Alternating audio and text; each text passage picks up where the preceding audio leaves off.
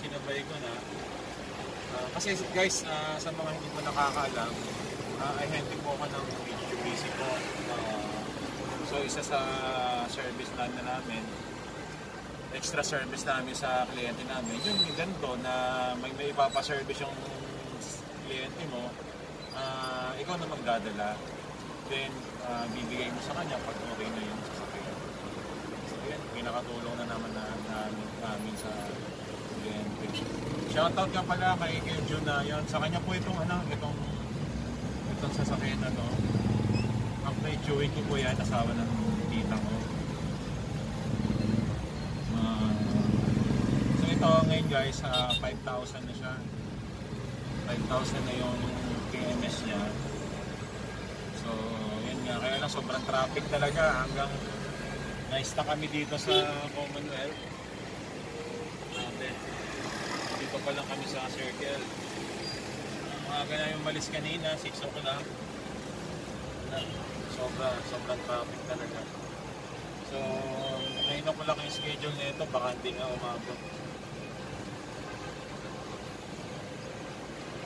So yun guys, pag na magpa-service kayo, huwag yung malilimutan guys yung warranty. Warranty, bukulit yan, bukulit nyo na yan. Any kahit naman ibang sasakyan, may mga warranty naman sila. Kahit anong brand.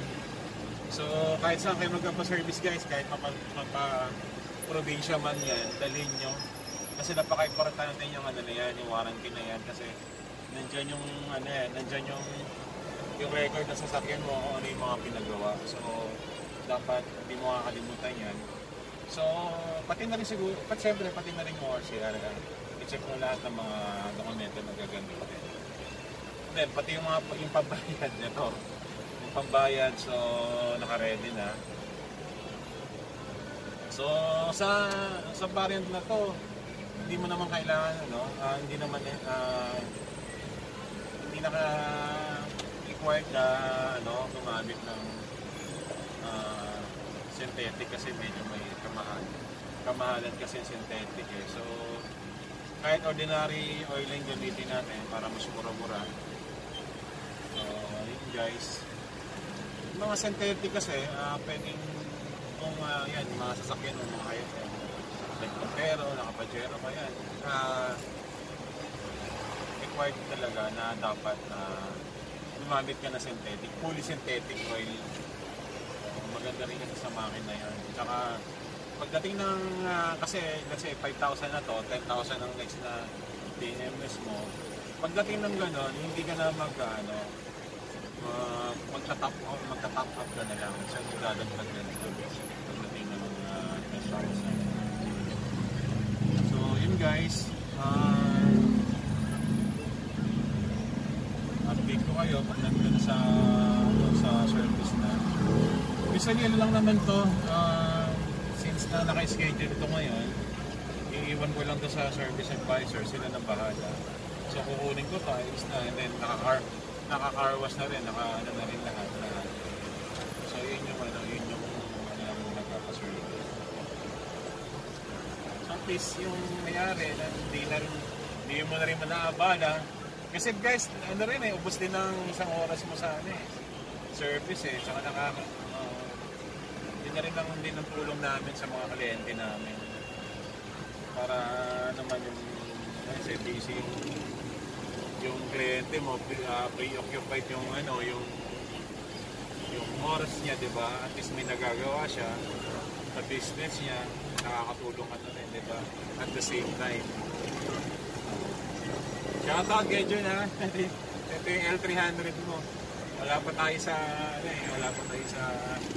office. Hindi pa tayo nakakarating. Sobrang traffic. Anyway guys, hanggang dito na lang at mamaya i-service na kami. I-update ko kayo.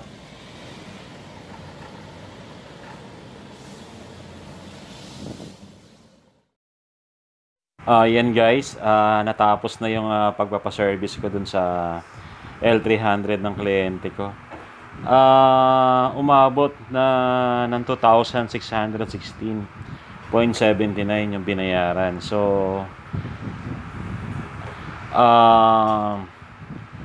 konti lang naman diferensya guys, pagdating sa kung magpa-service ka sa mga gasoline station. So advice ko sa inyo, kung maaari sana, since na naka ano pa yung warranty pa yung sasakyan nyo, pasok pa sa warranty, ipasok nyo muna sa kasa guys. So yun po ang may advice natin para po yung warranty niya hindi ma-void. Guys, welcome back po.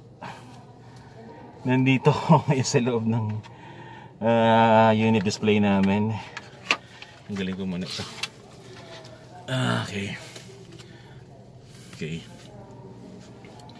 Ang galing ko muna. Ay.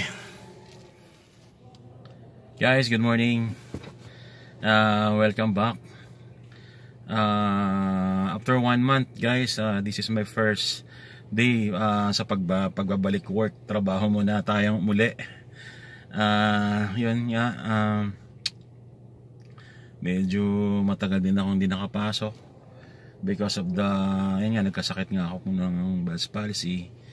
So this time guys,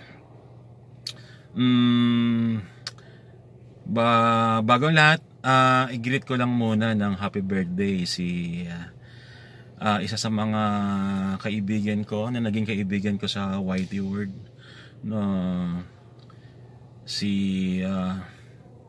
batiin ko lang ng happy birthday si Mr. JPWD. So magbe-birthday na po siya, hindi sa September 4. Happy birthday sa iyo Mr. J. Ingat ka parate at congratulations at monetize na yung channel mo. Thank you din sa pagtulong nyo sa aming mga small YouTuber. So guys, if ever na gusto nyong i-subscribe nyo lang si Mr. J. Nakakatuwa yung mga content niya guys, about mga hugot. Matutuwa kayo sa mga mga hugot na jokes niya. And then siya nga pala, paki-subscribe din po si Millionario TV. Ayan, isa sa mga tumulong sa akin kung bakit naging 1,000 subscriber tayo. Sila yung mga una kong naging kaibigan sa YT World. Si Kuya Ads, na vlogger. If niya rin siya, i-subscribe niyo rin siya. Nakakatawa yung mga niya, yung mga jokes niya, talagang content niya puro mga funny jokes. Sa mga Bisaya diyan, i-subscribe niyo siya. I'm very sure matutuwa kayo sa mga content nila. Okay guys, sa mga bago pa lang po nakaka-tune in sa channel ko na ito, guys, maglalambing lang uli ako sa inyo. Baka po pwedeng pa-subscribe na lang po ako at paki-like yung mga videos ko, and then paki-hit na rin po ng notification bell para ma-inform kayo pag may mga bago upload na video. Hayaan nyo po, gagawa tayo ng magandang content para naman paano may matutunan, ma-share ako sa inyo ng mga about sa mga sasakyan or about sa mga tutorial na pwede nating gawa ng video or magandang content. So guys, salamat po. Lalo na po sa 1,050 plus na subscriber ko guys, salamat sa inyo. Kundi dahil sa inyo, hindi ako magtutuloy-tuloy sa ganito, sa pagbablog. Actually, ang pagbablog ko talaga, aksidente lang guys. So, alam naman natin, nagkaroon tayo ng lockdown. So, nag-try lang ako pero masaya pala dahil maraming mababait sa YouTube, na YouTuber na naging kaibigan ko. So siguro ituloy-tuloy ko na tong pagbablog ko. Actually lang naman siya, libangan lang, pero Sa ngayon kasi pwede namang seryosohin ang pagbablog. Kaya salamat guys sa 1,050 plus na subscriber. Salamat po ng marami.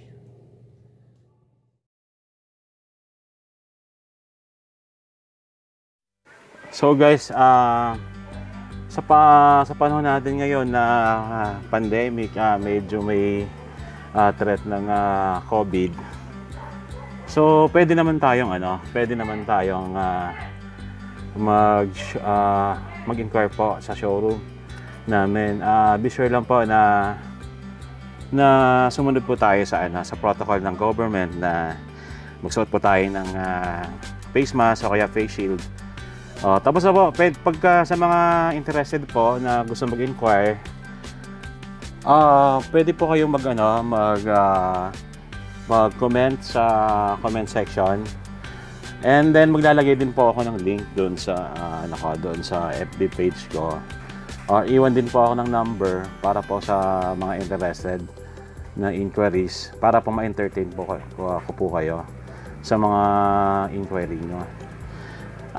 For now, napakadami pong promo ng Mitsubishi. So lahat po ng Mirage namin, including the hatchback and G4, naka-zero down na po silang lahat. Pati Foy Montero namin, naka-zero down din. Yung expander po namin, may mga 20%, 20,000 cash out kami. And then may ongoing pa na promo si Mitsubishi, yung free 2 months amortization. So sa mga interested po, paki-contact nyo lang po ako para po mabigyan ko po kayo ng mga further info about sa mga promos na namin.